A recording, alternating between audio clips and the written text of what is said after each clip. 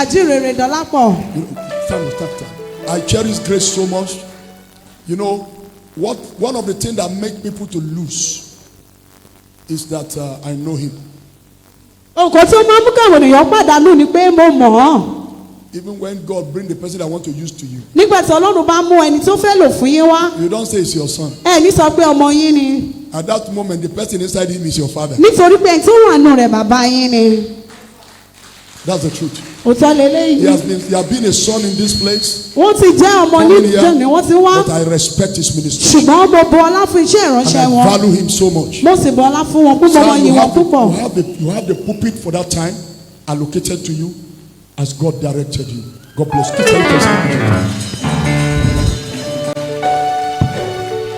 Jam your hands together for Jesus. Daddy, I really want to appreciate you for this privilege. Bàbá wa, mo dúpẹ́ fún àǹfààní yìí. I have not come to this sanctuary to preach. Mi ò wá sí gbọ̀ngàn yìí láti wá wàásù. I am not part of those people that drag microphone. Ṣùgbọ́n mo kàn lára àwọn tó láti gba ẹ̀rọ gbòǹgbòǹ. I'm not part of those people that drag microphone. Mi ò kì í ṣe ara àwọn tí wọ́n máa ń lọ́ ẹ̀rọ gbòǹgbòǹ mọ́ ọ̀yàn lọ́wọ́. I have also come to be blessed in this Mo wá sanctuary. láti wá di alábùkún fún náà ní nínú ìsìn. Many a time that you see me here, Ọ̀pọ̀lọpọ̀ ìgbà tẹ́ bá rí mi bí. I came here to be blessed. Mo wá síbí láti di alábùkún fún I came ni. here to be ministered unto. Mo wá láti ṣiṣẹ́ ìránṣẹ́ fún I ni. find this a privilege this morning Mo rí eléyìí láǹfààní lówùúrọ̀ yìí. for the privilege God's servant given to me Fún àǹfààní tí ènìyàn Ọlọ́run fún mi. to hold this microphone, Láti mú ẹ̀rọ gbòǹgbòǹ yìí. to talk to you this morning, Láti bá yín sọ̀rọ̀ lówùúrọ̀ to preach yìí. to you this morning. Láti wàásù fún yín. I want to appreciate the life of God in the life of my father, Mo dúpẹ́ lọ́wọ́ Ọlọ́run fún ìgbé ayé wọn nínú ayé bàbá wa. Apostle Moses Olúṣọlá Ayáde. Apostle Moses Olúṣọlá Now, Ayáde. this morning is not the time to talk. Àárọ̀ yìí kò kí ṣe àárọ̀ tí a máa sọ̀rọ̀. If there is chance on Friday, on Sunday, Tí àǹfààní bá wà ní ọjọ́ ìsinmi. I will give you a little brief about how God has used God's servants Màá wá fún wa ní díẹ̀ lára bí Ọlọ́run ṣe lu ènìyàn Ọlọ́run. personally in my own life. Fún mi nínú ayé tèmi You will gangan. not have dear some certain things that we are daring, Àwọn ẹ̀ má fojú àwọn nǹkan tí à ń fojú sùn dá. if not for the backing and the mantle of God Tí o bá ṣe nípa àtìlẹ́yìn àti agbára that Ọlọ́run. God gave to our Father in the Lord. Èyí tí Ọlọ́run fún bàbá wa nínú Olúwa. It will be a year. It will be 1 year exactly Yóò wá di ọdún kan gbáko. on Sunday. Ní This ọjọ́ Sunday, ìsinmi yìí. that God's servant will be doing his celebration of birthday celebration. Èyí tí bàbá wọn máa ṣàjọyọ̀ ọjọ́ ìbí wọn. That God used my father to rescue me from a place of wound. Èyí tí ó lo bàbá wa láti lọ mí kúrò nínú ìfarapa. It will be exactly 1 year. Ọ̀la ni yóò pé ọdún kan. Ọjọ́ ìsinmi ni yóò pé ọdún It will be kan. exactly 1 year. Yóò pé ọdún kan gbáko. Daddy, I was in that place where you rescued me from. Bàbá I was there last week. mo wà níbi tí ẹ ti gbà mí yìí, mo wà bẹ́ẹ̀ ní ọ̀sẹ̀ tó I kọjá. was massively honored. Mo wà bẹ́ẹ̀ pẹ̀lú agbára Ọlọ́run. So it clocked exactly 1 year. Some of you know what I'm talking about. Some Ọ̀pọ̀lọpọ̀ yẹn mọ̀ nǹkan tí people mo know what I'm sọ. talking. It clocked 1 year. Ó pé ọdún kan. It was June 13. It clocked 1 year. Ní ó pé ọdún kan ní ọjọ́ ìsinmi. And in that 1 year, Ní ọdún kan yìí, a lot of drastic things has happened. àwọn ògùn alágbára láti A ṣẹlẹ̀ lot. tó pọ̀. Thank you, Jesus. Is it on finances? Ṣé nípa A ìṣòro náà lot. ó pọ̀? Thank Is you, it on Jesus. miracles, healing that people are enjoying through God's servant? Ṣé A nípa lot. ìwòsàn tàbí ìtúsílẹ̀ tí àwọn ènìyàn ń If it gbádùn? is a matter of lie, I honor God's servant, Pastor Samuel Oyelami. I honor God's servant. Mo gbọ́lá fún olùṣọ́ àgùntàn He was in lẹ́yìn. one of our meetings. Ó wà nínú ìpàdé wa kan. And under God, I'm a young minister of God. Mo jẹ́ Under iṣẹ́ God, olùjọ́ kékeré. we didn't go into this work for the sake of money. A lọ sínú iṣẹ́ ìránṣẹ́ Now, ìtorí you owó. can bear me a little witness about that. Àwọn náà lè jẹ́rìí nípa eléyìí. And after that thing that he witnessed, we have owed several. Lẹ́yìn ohun kan tí àwọn kan ṣẹlẹ́rìí rẹ̀ yìí, ọ̀pọ̀lọpọ̀ Life ti all ṣẹlẹ̀. around. Purposely because of the mantle of God. Nítorí That's agbára how it works in the Ọlọ́run. life of God's Èyí tó servant. wà nínú ayé bàbá wa. I remember in the crusade that God's servant came for, Mo lọ nínú that Pastor ìtúta Samuel bàbá. came for. Èyí tí olùṣọ́ àgùntàn wá I fún. was afraid Ẹ̀rù bà mí because it was in the time of coronavirus. nítorí pé ní àkókò àìsàn kòrónà ni. People are not allowed to travel. A lot of people, they were locking down already. Wọ́n gba àwọn èèyàn láàyè láti rìnrìn àjò nítorí pé I was ìṣòro like, wà. what's going to happen? Mo wá ní kí ló fẹ́ ṣẹlẹ̀. I put a call to God's servants. mo wá pe ènìyàn ọlọ́run And I told him, Daddy, mo wá ní bàbá this war is about to happen. He said, don't worry. mo ní tí ó ṣẹlẹ̀ lélẹ̀ wọ́n ní wò It will hold. ó ní sílẹ̀ That crusade has gone and passed. wọ́n ní pé ó ti ṣẹlẹ̀ ó sì The ti lọ crusade had ó ṣẹlẹ̀ healings took place. ní ó ní Miracles ìṣẹ̀lẹ̀. happened. Iṣẹ́ ìyanu ṣẹlẹ̀ Above all, salvations àti ìyọkùnpadà were experienced. ìgbàlà. So, if I use this period to talk about this, of how God has brought laughter into my home ministry, Tí n bá ń lo àkókò yìí láti sọ̀rọ̀ bí Ọlọ́run ṣe mú ẹ̀rín wá sínú iṣẹ́ ìránṣẹ́ mi. it's not a wrong thing to do. Kò ń ṣe ohun tí ò dáa láti ṣe. But can you break your Bible to the book of Genesis chapter 21? Ṣùgbọ́n ìṣẹ̀lẹ̀ Bíbélì yìí sínú ìwé Genesis orí kọkànlélógún. God's servant, can I preach from that place? I should preach from it. Okay, sir. Because as many of us, if we are very, very sensitive about what Pastor Samuel did the other time, Ọ̀pọ̀lọpọ̀ wa tí a bá kíyèsí nǹkan tí olùṣọ́ àgùntàn sọ nígbà tí wọ́n ṣiṣẹ́ he ìránṣẹ́. wanted to use two scriptures. Wọ́n fẹ́ lo ẹsẹ̀ Bíbélì méjì. He used one. Wọ́n Just lo Psalm 26. wọ́n lo ẹyọ kan. I was in the spirit on that lost day at that time. Mo wà nínú ẹ̀mí ní àkókò yìí. I don't allow this God's servant to go through that. Èyí tí ò jẹ́ kí olùṣọ́ àgùntàn lo ẹsẹ̀ He must Bíbélì not go yìí. in that direction. Wọ́n ò lọ ní ọ̀nà rẹ̀ rárá. And God heard me and answered my prayer. Ọlọ́run gbọ́ mi ó sì So gbà wá. somebody is in this sanctuary this Ó morning. wà nínú gbọ̀ngàn lóhùn yìí. Every of your silent Gbogbo àwọn prayers, àdúrà ìdákẹ́ I àtọ̀kọ́ yìí. Mo prophesy, sọ àsọtẹ́lẹ̀. they are answered in the name of Jesus. Amen. I whisper to God in that place that don't allow your servant to go to that place. Mo sọ̀rọ̀ kẹ́lẹ́kẹ́lẹ́ tí Ọlọ́run pé má He jẹ́ kí olùṣọ́ didn't mention àgùntàn it lọ. all through that prayer minute. Wọn ò tiẹ̀ dárúkọ ẹsẹ̀ Bíbélì yìí. He forgot totally. Wọ́n gbàgbé pátápátá. So he might talk to you tomorrow on it, but he forgot totally. Wọ́n lè bá yín sọ̀rọ̀ pẹ̀ lọ́la ṣùgbọ́n wọ́n gbàgbé Because pátápátá I'm a very lẹ́yìn. young servant to him. So Nítorí pé mo I jẹ́ should ìránṣẹ́ be the kékeré first sí to wọn. talk from that scripture before he talk on it. Mo gbọ́dọ̀ díẹ̀ mi ni màá kọ́kọ́ sọ̀rọ̀ So I bẹ́ẹ̀ kí wọ́n tó appreciate you, sọ̀rọ̀ God's sí. servant. Mo I dúpẹ́ appreciate lọ́wọ́ Pastor yín. Daniel. The Lord bless you. Àti I appreciate olùṣọ́ God's àgùntàn Daniel. handmaiden. Thank you for this privilege, man. And every servant of the Lord here. The Lord bless us in Jesus' name. Amen. Let's bow down our head. Ẹ jẹ́ ká tẹ̀rí ọkàn wa bá. Father, we want to go to your word. Bàbá fẹ́ lọ sínú ọ̀rọ̀ Speak yìí. to us once Ẹ again. bá wa sọ̀rọ̀ lẹ́ẹ̀kan Jesus' sí. mighty name we pray. Amen. Genesis chapter 21. Ìwé Genesis orí kọkànlélógún. We are going to read this responsively. A ó kà á ní. We are going to verse 13. A ń lọ sí ẹsẹ̀ kẹtàlá. And I want your spirit to be connected to this scripture. Mo fẹ́ kí ẹ̀mí yín sopọ̀ mẹ́sẹ̀ That God is Bíbélì about to yìí. do something through this scripture into your life. Nítorí pé Ọlọ́run fẹ́ ṣe nǹkan láti pàṣẹ I will read Bíbélì verse sínú 1, ayé you will yìí. read verse 2. Máa kẹsẹ̀ kìíní ẹ̀yìn ó ka ìkejì. And the Lord visited Sarah as he had said. And the Lord did unto Dolapo as he has spoken. Verse 2.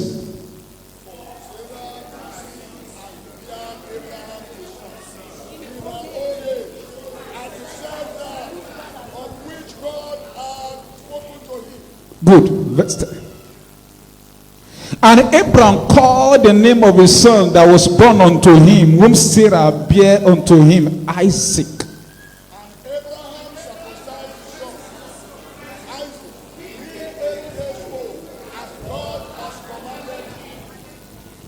And Abraham was 100 years old. Note that. When his son Isaac was born unto him.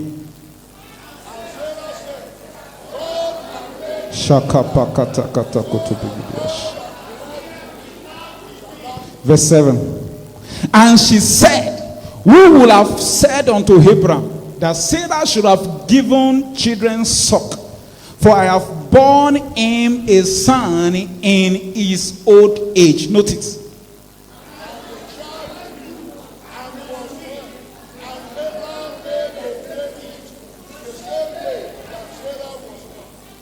Verse 9. And Sarah saw the son of Agar, the Egyptian, which she has borne unto Abraham, mocking. Mocking. Continue.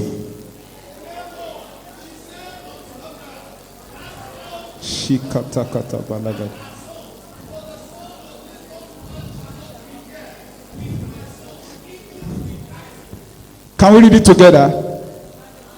And the thing was very grievous because of his son. Howbeit, he was allowed to release it. I want to talk to you on a topic I tied to and that and God's servant gave to us. It is my son. We begin to see in your life Pé kí nìkan sí àwọn èèyàn máa ní. when you begin to sense laughing, when you Nígbà begin tí- to sense laughter. nígbà tí èèyàn bá ń kíyèsí àti máa kíyèsí Genesis ẹ̀rí. chapter 21 verse 1 says, Ìwé Genesis orí kọkànlá and ẹsẹ̀ the kìíní. Lord visited Pé Ọlọ́run sì bẹ̀ẹ́ wò. Sarah Ọlọ́run bẹ̀ Sárà as he has said, bí ó sì sọ. and the Lord did unto Sarah Ọlọ́run sì ṣe sí as he Sárà has spoken. bí ó ti sọ. Number one thing that you will see Alákọ̀ọ́kọ́ tí èèyàn when you rí are in your season of nígbà tí laughter, èèyàn bá wà ní when àkókò it is ẹ̀rí your set time to tí laugh, àkókò bá ti is lọ́nà that ìṣúná there will be ẹ̀rí. fulfillment of what God has spoken to Ó ní you. wípé nǹkan tí Ọlọ́run ti sọ yóò There wá are sí many of you ìmúṣẹ. that have been carrying prophecy all around. Ọ̀pọ̀lọpọ̀ ló ti ń gbé Many ìsọtẹ́lẹ̀. of you that have a pregnancy of prophecy. Ọ̀pọ̀lọpọ̀ ló ti lóyún ìsọtẹ́lẹ̀. When you go to one prophet, you go to one pastor, you go to one evangelist, you kneel down. Nígbà tí ẹ bá lọ sọ́dọ̀ wòlíì ẹ̀fọ́ All lórí ìṣèpáṣẹ they keep ìpínlẹ̀. saying is good things are coming your way. Ohun tí wọ́n bẹ̀rẹ̀ sí ní ni pé ohun tó bẹ̀rẹ̀ ń But bọ̀ ní years ọ̀nà go, orí. years come, years go,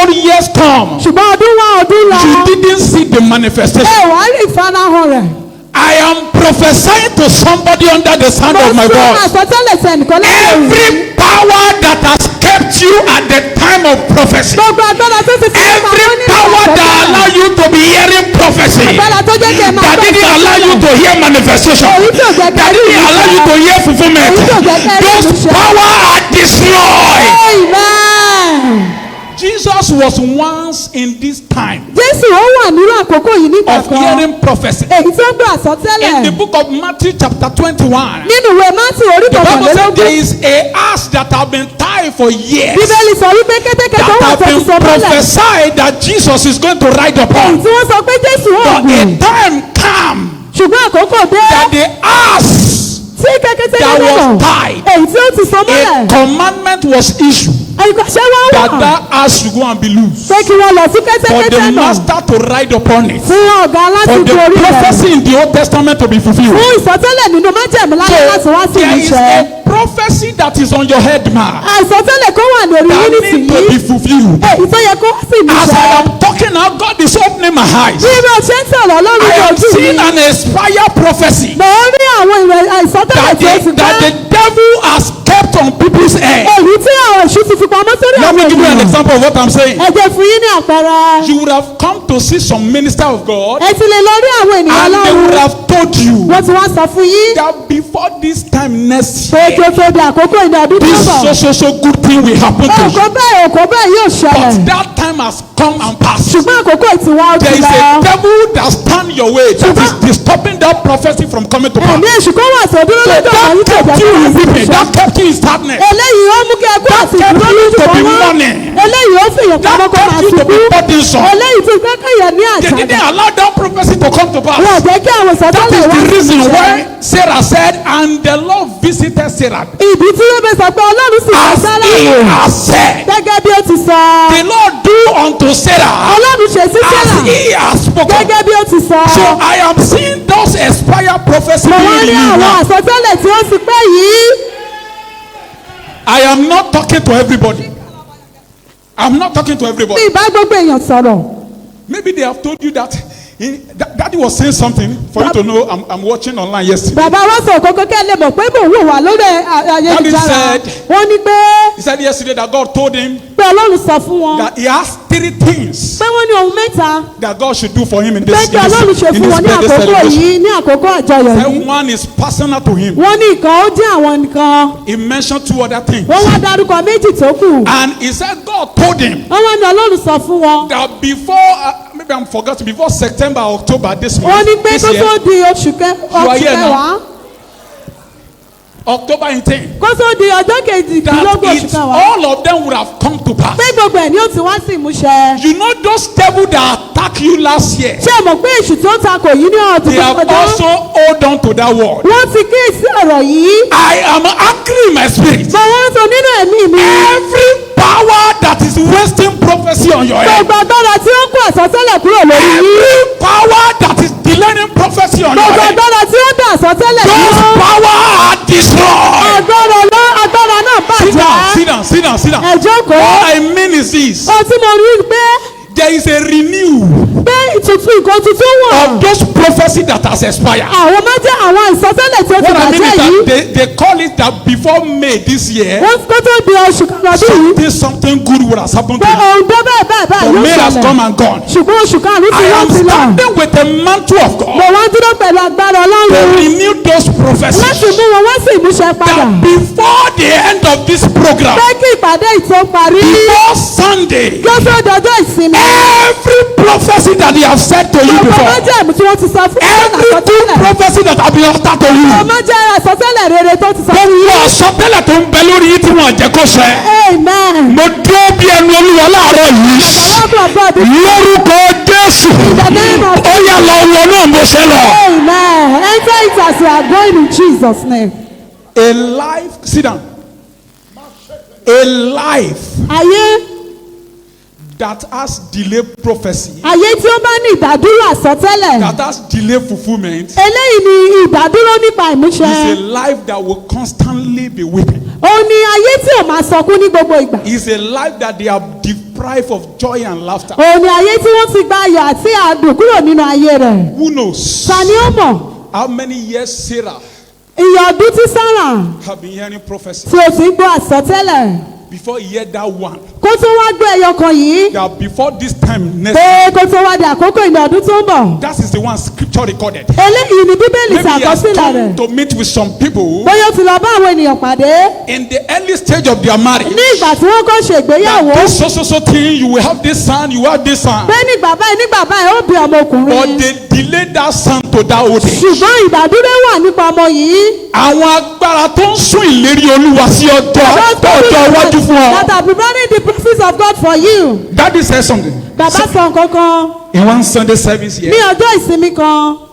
he said there are different times in this year, in a woman life. wọ́n ní oríṣiríṣi ìgbà àkókò oríṣiríṣi ló wà ní ayé There is ènìyàn. early stage. wọ́n ní àkókò tí ó How many of you are in the service on that Sunday? yes sir. There is early stage. yes sir. There is maybe afternoon. Teenage, yes, sir. And there is Teenage. night stage. yes sir. There are some power that deliberately postpone pé àwọn agbára kan wà tí wọ́n the mọ̀ọ́mọ̀ máa ń sún fulfillment síwájú. that is meant for your afternoon stage. èyí tí wọ́n máa ń sún àgbà They yóò sẹ́yìn postpone sẹ́yìn. it to old age. wọ́n máa ń sún sẹ́yìn sí ọjọ́ tó I ọjọ́ am alẹ́. angry at those power. mo wá ń sọ̀rọ̀ lónà agbára nísìnyí. Every power that is postponing what is meant for you. gbogbo agbára tí ó ń sún òkú What, ọjọ́ ti sìn yín what síwájú. is meant to have happened in your life. ohun tó yẹ kó ti ṣẹlẹ̀ The nínú good ayé that is yìí. meant to have happened. ohun tó yẹ kó ti But ṣẹlẹ̀. they deliberately postpone it to old tí age. wọ́n wá mọ̀ọ́mọ̀ sùn sọ́jọ́ alẹ́. Those powers are mesmerized. amen gbogbo agbára náà bàjẹ́. So when you begin to enjoy fulfillment, nígbà tí èèyàn bá wá ń gbádùn ìmúṣẹ. fulfillment of promises, ìmúṣẹ àwọn fulfillment ìsọtẹ́lẹ̀. of prophecies, ìmúṣẹ àwọn ìsọtẹ́lẹ̀. when what pastors, prophets are uttering into your life begin to find expression, ohun kan tí àwọn wòlíì olùṣọ́àgùtàn ti sọ tẹ́ wọ́n ní ìrírí rẹ̀. you begin to laugh, èèyàn mọ̀ rẹ́rìn-ín you begin to enjoy. ẹ máa ṣàjọyọ̀. When they say before June, tó bá sọ pé kó tó di oṣù kẹfà. this good thing will happen. nǹkan bẹ́ẹ̀ yóò ṣẹlẹ̀. By June it happens. sẹ́gbẹ́ ní ọjọ́ oṣù kẹfà ó sì You brought your ṣẹlẹ̀. tithe again, you brought your prophetic offering again. òmú ọ̀rẹ́ wòlíì wá. Another word was placed on you again. ẹ tún sọ mí fún ọ. When it is this also time, pé ní àkókò báyìí you will be laughing. You will be comfortable to enjoy God. yóò máa rọ̀yàn lọ́rùn láti gbádùn Ọlọ́run. But some powers stand to obstruct it. ṣùgbọ́n àwọn agbára kan máa ń dúró láti dá dúró. The fault is not the person that issued the prophecy. eléyìí kò kí ń ṣe ẹ̀bi ẹni tó sọ àsọtẹ́lẹ̀ yìí. The fault is in the hand of the person they issued the prophecy to. ẹ̀bi ó wà lọ́wọ́ ẹni tí wọ́n sọ àsọtẹ́lẹ̀ yìí sí. Because you are meant to war with prophecy. nítorí pé ẹ gbọ́dọ̀ máa ṣiṣẹ́ pẹ̀lú Any àsọtẹ́lẹ̀ yìí. prophecy anybody place on your head, àsọtẹ́lẹ̀ tí wọ́n bá sọ you sórí are ayé not yìí. meant to sleep on it. ẹ ò gbà yín láàyè láti You sùn lé are lórí. meant to begin to war on ó ní it. fún wọn láti máa ṣiṣẹ́ That lé this is lórí. what has been decreed pé concerning nǹkan tí me. wọ́n ti sọ nípa mi rèé. You must come to pass. o gbọ́dọ̀ wá sí ìmúṣẹ. But many people, the problem that I'm seeing is that when they even told you, Daddy, sir, what you said, October 18 that you said, you are in the service. If we begin to give, you can see that, sir, if you begin to give the microphone to people in this place now, that what does Daddy said yesterday, people have forgotten. tẹ̀bá fún àwọn ènìyàn ní ẹ̀rọ gbogbo nǹkan tí dáàdì sọ lánàá pé mélòó ti ṣe lórí rẹ̀. And you want it to automatically come to pass. ẹ sì fẹ́ kó wọ́n sì mú ṣe As kẹrí. Daddy issued it bí bàbá ṣe tán that yesterday, lánàá you are meant to take your pen instantly ẹ nílò láti mú ẹ̀rọ and kọ̀ọ̀kan write yín it down before October. kí ẹ bẹ̀rẹ̀ sí ní máa kọ́ sílẹ̀ pé kó tó di Begin oṣù to pray kẹwàá. with it. ẹ wà á bẹ̀rẹ̀ sí ní máa tún You have kalẹ̀. spoken to your servant regarding this. ẹ ti sọ̀rọ̀ fún ìránṣẹ́ yín It pé must léyìí come to pass. ó gbọ́dọ̀ wá sí What is ìmúṣẹ. that force that did not want it to come to pass? nǹkan tí o fẹ́ kó wá You sí begin ìmúṣẹ to pray yìí against them. ẹ bẹ̀rẹ̀ sí ní máa gbàdúrà sí nǹkan tí ẹ fẹ́ kó wá But sí many of ìmúṣẹ. us, before we leave the sanctuary, we have forgotten. ọ̀pọ̀lọpọ̀ wa ká tó kúrò nínú ọlọ́run àti gbàgbé. It means kò káwọ́ gan lára. It means you are not. But wọ́n dẹ̀ wọ́n pé nǹkan tí yóò bá ká ènìyàn lára. kò What lè you are ká not Ọlọ́run lára. conscious of. You are not moved with it. ẹ̀yọ̀ ní kò ní dé ènìyàn lára. So when you hear any prophecy, nígbà tí ẹ bá gbà àsọtẹ́lẹ̀ kankan you are meant to document it for prayers. ẹ nílò láti kọ sílẹ̀ kẹ̀sì máa gbàdúrà lé lórí. Welcome to your season of ẹ fulfillment. káàbọ̀ sí àkókò ìmúṣẹ yín. Number 2, ẹlẹ́ẹ̀kejì I have 7 here, but I will say 2. mo ní kókó méje ṣùgbọ́n màá sọ méjì. I'm also coming tomorrow. mo sì ń bọ̀ lọ́la. I will come and complete it if God's servant did not say what I have. tí ènìyàn ọlọ́run ò bá tí sọ ohun tí mo fẹ́ sọ wọ́n á sọ yòókù. So, if he has not said what I have here, tí wọ́n bá tí sọ ohun tí mo ní níbí. You are ministering from the same spirit, so there are many lanes you can follow if you follow your lane. so number 2, ẹlẹ́ẹ̀kejì and the Lord visited Sarah ọlọ́run sì bẹ̀ Sárà wò as he has said. bí ó ti sọ. Number 2 is divine visitation, ẹlẹ́ẹ̀kejì ni ìbẹ̀wò láti òkè wá. divine interventions. ìbùdó sí láti òkè wá. When you begin to experience divine intervention, nígbà tí ẹ bá bẹ̀rẹ̀ sí ní when rìrì you ìdásí begin láti to òkè wá. experience divine visitation, nígbà tí ẹ bá bẹ̀rẹ̀ sí ní rìrì ìbẹ̀wò àtòkè wá. when God begin to visit you, nígbà tí ọlọ́run bá ń bẹ̀ yín when wò. God begin to intervene in your nígbà tí condition, ọlọ́run bá ń dá sí ọ̀rọ̀ the yín. next thing that will proceed from your mouth is laughter. ohun kan tí yóò ṣẹlẹ̀ ní ẹnu yín ni ẹ̀rí. But many cases has been abandoned. ṣùgbọ́n àwọn ọ̀tọ̀ wọn ti fi sílẹ̀. But as I'm talking now, I see God visiting those ṣùgbọ́n cases. bí mo ṣe ń sọ̀rọ̀ mo rí ọlọ́run pé ó ń dáhùn àwọn kan Many yìí. files have been submitted. àwọn ìwé kan wọ́n ti But fi I see síwájú God ọlọ́run. visiting those files. ṣùgbọ́n mo rí ọlọ́run tó bẹ àwọn ìwé So yìí when you wò. begin to experience divine visitation, nígbà tí èèyàn bá ń rí ìrírí ìbẹ̀wò when ọlọ́run. God begin to visit you, nígbà tí ọlọ́run bá ń bẹ ènìyàn wò. when God is involved in your case, tí ọlọ́run bá dá sí ọ̀rọ̀ you ènìyàn. begin to be in laughter. ẹ bẹ̀rẹ̀ sí ní máa rẹ́rìn-ín. When it is your time, tó bá tó àkókò yín. I put it here that when it is your time, mo kọ sílẹ̀ pé tó bá jẹ́ when àkókò it is yín. your set time, tí àkókò yín bá ti tó. God is involved. ọlọ́run yóò dò dá sí i. When it is what? tó bá ti tó àkókò When yìí. it is your set tó time, àkókò èèyàn bá ti tó. God is involved. ọlọ́run ti dá sí i. Your set time doesn't happen outside God. àkókò èèyàn kì í ṣẹlẹ̀ láì ṣe pé ìlú ọ̀rọ̀ sí níbẹ̀. ó máa ń ṣẹlẹ̀ pẹ̀lú ọlọ́run. Whatever you are passing through today, whether good or bad, òkun tẹ bá là kọjá bóyá dídára bí God ìdàkejì. is aware. ó yóò rú mọ̀ sí i. But when it is your time to laugh, ṣùgbọ́n tí àkókò yìí bá tó láti He rẹ́rìn-ín. step in practically to it. ó máa ń ṣẹlẹ̀ pẹ̀lú àwọn ìrírí tí a lè Number fojú rí. ẹlẹ́ẹ̀kẹta. Verse 2. Can you give me verse 2? Verse 2. Okay. And verse 2. Verse 2.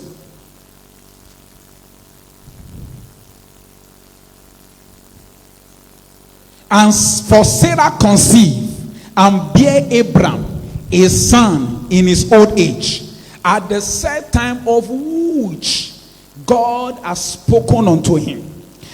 When it is your set time, it is your turn. tí ó bá ti tó àkókò ènìyàn ó ti kànìyàn ni. Let me stop here. When it is your set time, it is your turn. tí ó bá ti tó àkókò ènìyàn ó If ti you can be kànìyàn. very fast with it on that projector, Esther chapter 2 verse 15. ìwé ẹ́sítérì orí kejì ẹsẹ̀ kẹẹ̀dógún. When it is your set time, tí àkókò èèyàn bá ti tó it is your turn. ó ti kànìyàn ni. Everybody look into this projection. gbogbo èèyàn ẹ wo And ojú when yìí. the tongue of Esther, the daughter of Abiel, the uncle of Mordecai, who he had taken her for his daughter, was come to go into the king, she required nothing but what Agar, the king's chamberlain, the keeper of the woman, appointed. And Esther obtained favor in the sight of all them that look upon him.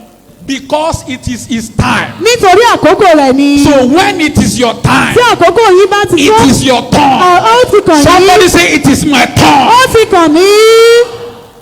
Life at times is not turn by turn. ìgbà ayé nígbà mi kò kí ṣe ní ìpele sí ìpele. Life is turned by God. ó ní títí yíyí ní àtọ̀dọ̀ ọlọ́run. It is God that turns things around. ọlọ́run ni ó máa ń yá nǹkan padà. And we are in the year of greater turnaround. a wà nínú ọdún ìyípadà Jehovah will fún. turn things around for you. amen. You know, another thing I want to bring out from here. ohun kan tí mo tún fẹ́ mú jáde nínú Psalm ẹsẹ̀ 102 bíbélì. verse 13. orin dáfídì 102. He said, Thou shalt arise and have mercy upon Zion. ẹ̀yin ò dìde ẹ sì káàánú lórí For Zion. the time to favor her. nítorí pé àkókò láti ṣojú rere. The set time has come. àkókò náà ti dé. When it is your time, tí àkókò yìí bá ti tó. God of mercy ọlọ́run àánú will bring favor yóò mójú rere to wá. make it your turn. láti jẹ́ kó jẹ́ So èyí lọ́kàn. when it is your time, nígbà tó bá kó àkókò yìí. mercy and favor will collide together àánú àti ojú rere yóò wà to papọ̀. put you on the pedestrian láti fi yín sí that ojú will ọ̀nà. make it to be your turn. èyí tó jẹ́ kó jẹ́ èyí I lọ́kàn. see people that are not on the right mo lane, rí àwọn ènìyàn tí ò wà that lójú God ọ̀nà is tó putting tọ́. on the right path. ọlọ́run fi wọ́n sójú ọ̀nà tí ó tọ́. I see a rearrangement. mo rí ìjìjẹ́ I see yìí. God rearranging, mo rí pé ọlọ́run tún ṣe àtúnṣe. rearranging line because of you. ọlọ́run tún ayé ṣe nítorí ayé yìí. Let me give you one thing and let me just round up. ẹ jẹ́ kí fún yín ní ọkọ̀ sí kí á parí. I have 5 more things here, but I won't go to that. mo ní ọkọ̀ márùn-ún sí ṣùgbọ́n mi ní lọ sínú eléyìí. What are you going to do kí ni nǹkan tí ẹ ṣe to provoke this time of laughter? láti mú kí àkókò ẹ̀rí yìí wá sí ìmúṣẹ? Daddy has told us you have to wait on God. bàbá wa ti sọ fún wa pé nínú láti dúró de olúwa. But let me tell you this one ẹ jẹ́ kí simple n fi thing. eléyìí fún yín. This one simple thing is that nǹkan kékeré yìí. when you look at Genesis chapter 21 verse 1, tẹ̀ bá wòwe it Genesis says, and the 21 Lord lórí visited kìíní. Sarah as he has said, pé ọlọ́run bá Sárà wò bí ó ti sọ. and the Lord did unto Sarah as he has spoken. ọlọ́run sì ṣe bẹ́ẹ̀ bí ó ti wí. What has God spoken to you? kí ni nǹkan tí ọlọ́run ti bá yín sọ? Number one is crave to hear the word from the Lord. òun ni orí ọ̀fẹ́ láti gbọ́ ọ̀rọ̀ láti You ọ̀dọ̀ are ọlọ́run. not permitted to live on this earth a ò gbà yín láyè láti máa without gbẹ́bí òní. hearing from God. láì ṣe pé ń gbọ́ láti ọ̀dọ̀ Is it ọlọ́run. not Deuteronomy chapter 8 verse 3 that was confirming what the Lord's prayer said?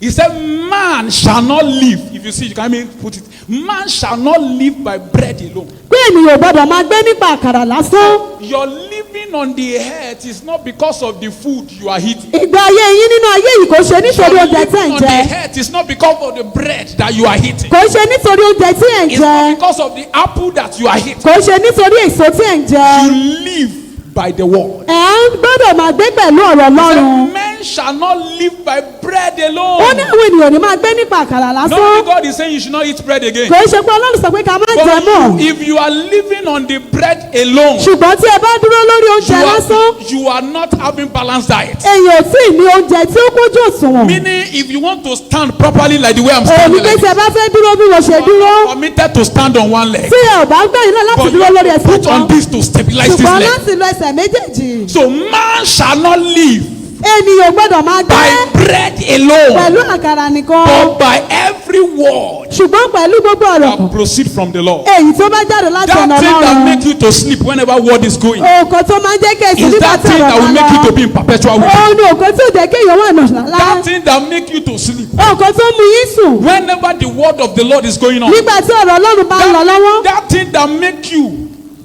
not to hear the word of the Lord òkò tí ò mú kẹgbẹ́ ọ̀rọ̀ is that ọlọ́run. thing that have come to attack your destiny. òun nìkan tó wá láti It's dojú kọ a secret àyànmọ́. devil that they have sent into your life. òun ni ẹ̀mí èṣù tí wọ́n ti rán sí ayé No ènìyàn. matter how you pray, kò síbẹ̀ tí lè if you gbàdúrà. don't pray that sleeping out of tí your ò bá life, gbà àdúrà during the word ẹrù of yìí the kúrò. Lord, you will continually to be in perpetual weeping. èyí ó máa wà nínú ẹkún ní It's gbogbo not a ìgbà. cause. kì í ṣe ètò. I remember God's servant at the beginning of this year. mo rántí ènìyàn ọlọ́run ní What ìbẹ̀rẹ̀ ọdún yìí. daddy? Okay, it has been long I came here, but the last time I came here, ní ìgbà tí mo wá síbí kẹ́yìn since the beginning of the year, láti bẹ̀rẹ̀ maybe ọdún around last 2 months, bóyá oṣù méjì daddy sẹ́yìn still kept on emphasizing that. wọ́n sì tún sọ̀rọ̀ lórí Kept eléyìí. on saying instructions. wọ́n bẹ̀rẹ̀ sí ní sọ̀rọ̀ nípa ìtọ́ni. You have forgotten it. Have you forgotten it? no sir. Instructions. ìtọ́ni. Instruction. ìtọ́ni. He kept on giving us wọ́n instructions. sọ̀rọ̀ fún wa ní ìtọ́ni. Instruction. ìtọ́ni. If you don't listen to instruction, tí èyàn bá gbọ́ ìtọ́ni, you cannot escape destruction. èyàn ò lè kúrò nínú So ìparun. instruction is a gateway out of destruction. Ìtọ́ni ni ó máa ń mú yàn kúrò Instruction nínú is what ìparun. will take you out of what the enemy has planned for you. Ìtọ́ni ni ó máa ń mú yàn kúrò nínú nǹkan tí ẹ̀mí òkú If you can just care to listen to what God is saying tí ẹ bá wá gbọ́ nǹkan tí Ọlọ́run sọ through his servants, nípa ènìyàn rẹ̀, you can escape that attack. ènìyàn lè kúrò nínú ìdojúkọ You yìí. can escape that set traps. Èèyàn lè kúrò nínú ohun God tó can ti tẹ̀ speak to sílẹ̀. you in the dream. Ọlọ́run lè bá yín sọ̀rọ̀ lójú You àlá. can hear God through enemies. Ẹ lè gba Ọlọ́run ní ọ̀nàkọnà. In the daily devotion that God's servant has written for the church and for the world, O lè jẹ́ nínú ìwé ìgbàpẹ́jẹ you wa can ojoojúmọ́. listen to the word Ẹ lè gbọ́ ọ̀rọ̀ náà through it. nípa rẹ̀. What will God do Kí ni Ọlọ́run ó ṣe if he has not spoken anything to you? tí Ọlọ́run ò bá bá yín sọ ohunkóhun? Even this present word in the book of Genesis chapter 1 verse 1 to 2, Nínú ayé tó nínú ìwé Genesis ẹsẹ̀ God kínní, has to say something. Ọlọ́run nílò àti sọ nǹkan. But many of you are sleeping, you don't even hear what he's saying. Ọ̀pọ̀lọpọ̀ wa ni à ń sùn tá à gbọ́ nǹkan Please tí Ọlọ́run sọ. crave to listen to him. Ẹ mọ̀ láti máa gbọ́ láti ọ̀dọ̀ Ọlọ́run. Crave to do what? To listen to Ẹ him. rí i pé àfọwọ́ láti ọ̀dọ̀ Ọlọ́run. Can we stand up on our feet? Ẹ já dìde lórí ẹsẹ̀ wa. Crave to listen Ẹ jẹ́ ká gbìyànjú láti máa gbọ́ to the word of the Lord. sí ọ̀rọ̀ Ọlọ́run. So deliberately walk against that thing that didn't want you to listen to the word Ẹ of God. mọ̀ọ́mọ̀ ṣiṣẹ́ lòdì sí òkò tí ẹ̀fẹ̀ kẹ́ máa Deliberately gbọ́rọ̀. walk against it. Ẹ mọ̀ọ́mọ̀ ṣe kó lòdì sí I i. welcome you this morning Mo kí yín káàbọ̀ ní òwúrọ̀ yìí to a season of laughter. sí àkókò ẹ̀rí. I welcome you this morning Mo kí yín káàbọ̀ ní òwúrọ̀ yìí to a season of joy. sí àkókò ayọ̀. Weeping may endure for a night, Àgún lè pẹ́ di alẹ́, but joy cometh in the morning. ṣùgbọ́n ayọ̀ ń bọ̀ ní It doesn't òwúrọ̀. matter how thick your darkness is. Ṣé gbọ́ pé kò sí bí òkú ṣe lè I tó? see light at the end of Mo every tunnel. rí ìmọ́lẹ̀ ní gbogbo I see the ìyípadà. breaking forth of light. Mo rí àìmọ́lẹ̀ tó tàn. Just 2 prayer points, Àdúrà méjì péré, and I will leave here. màá sì kúrò ń bí. I want you to pray it acidically. Mo fẹ́ kẹ́ ẹ gbè á dáadáa. Arrows of weeping Ẹ ọfà ẹkú that is waiting for a time in my life. èyí tó ń dúró de àkókò nínú ayé mi. Out of my body. Jáde kúrò nínú àgọ́ ara mi. Ẹ̀ẹ̀kan ló máa gbà, just once. You pray it just once. Can I explain the meaning of that Ọfà prayer? ẹkún. Yes, sir. Ọfà ẹkún. There are many people that have been programmed to weep at age 50. Àwọn kan wà tó jẹ́ pé wọ́n ti pinnu láti máa sọ fún wọn láti sọ Age fún 35. oríta. They have been programmed to weep. Wọ́n sì ṣe fún wọn láti máa I sọ fún. stand with the mantle of God. Mo dúró pẹ̀lú agbára Ọlọ́run. Every program weeping of the Gbogbo devil. ìpinnu òkùnkùn fún láti máa sọ Every fún. program weeping agenda of the devil Gbogbo ìpinnu láti máa sọ against fún. you and your ministry. Ìfihàn àti iṣẹ́ ìránṣẹ́ I yìí. command it to expire. Lift up your right hand of prayer. Say, Father, in the name of Jesus, every arrow of weeping, every arrow of weeping that have been targeted against me and my destiny, expire. Prayer.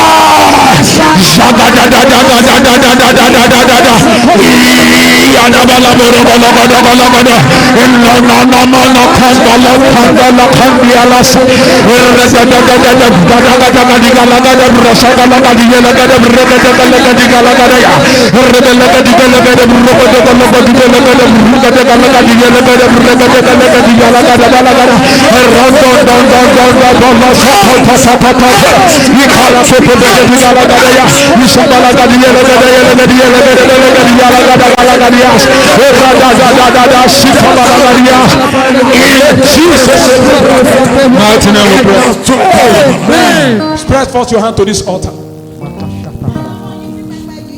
Every arrow that is wasting prophecy in my life, Gbogbo àwọn fà tí ó fi àsọtẹ́lẹ̀ ṣòfò nínú ayé mi. out of my body. Jáde kúrò nínú àgọ́ ara mi. Ọfà tó ń fi àsọtẹ́lẹ̀ ṣòfò nínú ayé mi jáde. Every arrow Ọfà tí ó fi àsọtẹ́lẹ̀ wasting prophecy in tí my ó fi life, àsọtẹ́lẹ̀ ṣòfò nínú ayé mi. wasting prophecy in my Tí ministry. ó fi àsọtẹ́lẹ̀ ṣòfò nínú iṣẹ́ ìránṣẹ́ mi. Jáde. Ouch! Prayers in the name of Jesus. Every arrow wasting prophecy in my ministry, in my calling, come out.